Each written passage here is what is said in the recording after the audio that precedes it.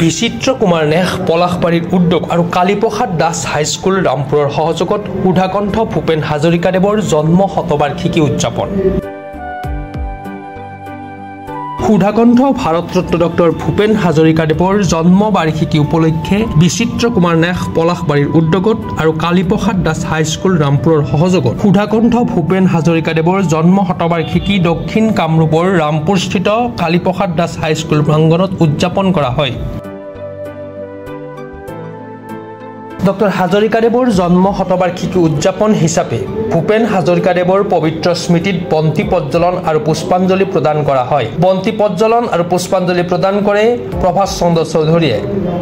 ইয়াৰ পিছতেই ভূপেন হাজৰিকাদেৱক শ্ৰদ্ধা জনাই বিচিত্ৰ কুমাৰ নেহৰ সচিব বিচিত্ৰ কুমাৰ আৰু গীতা চৌধুৰীৰ পৰিচালনাত 100 গৰাকী ছাত্ৰ ছাত্ৰীৰ দ্বাৰা মানুহে মানুহৰ বাবে শীৰ্ষক গীত পৰিৱেশন কৰা হয়।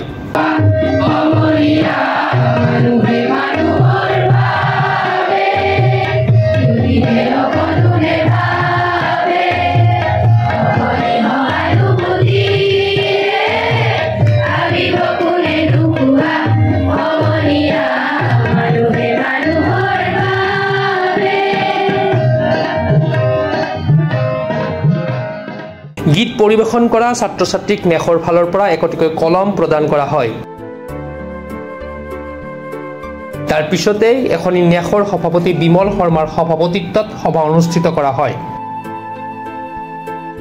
উক্ত সভাত মুখ্য বক্তা হিচাপে ৰামপুৰ আঞ্চলিক মহাবিদ্যালয়ৰ অধ্যক্ষ ডক্টৰ দিনমণি কলিতা উপস্থিত থাকি বক্তব্য প্ৰদান কৰে। ভূপেন হাজৰিকাৰ জন্ম শতবাৰ্ষিকী অনুষ্ঠানটিত উপস্থিত থাকে কালীপ্ৰসাদ দাস হাইস্কুলৰ প্ৰধান শিক্ষক মনোজিত কলিতা, ৰামপুৰ গাঁও পঞ্চায়তৰ সভানেত্ৰী হিৰণ দাস, বিশিষ্ট গায়িকা আভাৰাণী ঠাকুৰীয়া, অৱসৰী শিক্ষয়িত্ৰী চাৰু কলিতা, জ্যোতিপ্ৰসাদ দাস, বিদ্যালয় পৰিচালনা সমিতিৰ সভাপতি বিপুল কুমাৰ চৌধুৰী, অংগনা ঠাকুৰীয়া, বিশিষ্ট আবৃত্তিকাৰ নিৰুৎপল কুমাৰ জোন গোস্বামীৰ লগতে কালীপ্ৰসাদ দাস হাইস্কুলৰ শিক্ষক শিক্ষয়িত্ৰীৰ লগতে সমূহ ছাত্ৰ ছাত্ৰীবৃন্দ।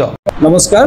আমি প্ৰথমতে অসমবাসীলৈ বিচিত্ৰ কুমাৰ নেহৰ ফালৰ পৰা শুভেচ্ছা জ্ঞাপন কৰিছোঁ।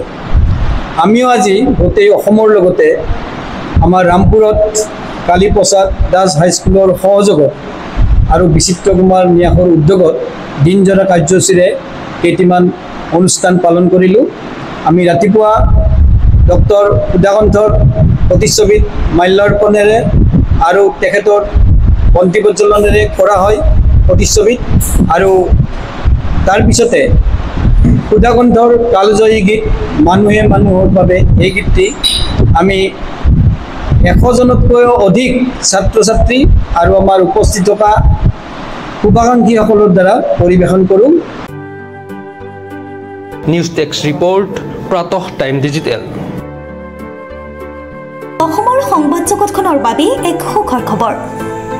আপোচবিহীন ৰাইজৰ কণ্ঠ সাপ্তাহিক কবচ পুনৰ এবাৰ অসমৰ ৰাইজৰ মাজলৈ। স্বত্বাধিকাৰী প্ৰণীতা কলিতাৰ দ্বাৰা প্ৰকাশিত আৰু আপোচবিহীন একাংশ নপুৰণি অভিজ্ঞতাপুষ্ট সাংবাদিকৰ দ্বাৰা প্ৰচাৰিত তথা eco printing press Guwahati Katabari গড়চুকত মুদ্ৰিত সাপ্তাহিক কবচ এতিয়া অসমৰ বিভিন্ন প্ৰান্তত উপলব্ধ। আমাৰ ঠিকনা মুখ্য কাৰ্যালয় অসম ফৰেষ্ট স্কুল, হৰি মন্দিৰ পথ, গুৱাহাটী আৰু উপ কাৰ্যালয় কলিতা মাৰ্কেট, বিজয়নগৰ, কামৰূপ, অসম।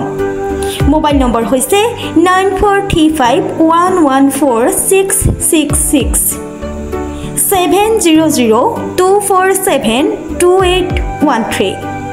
আমাৰ ইমেইল আইডি হৈছে kobos2025@gmail.com।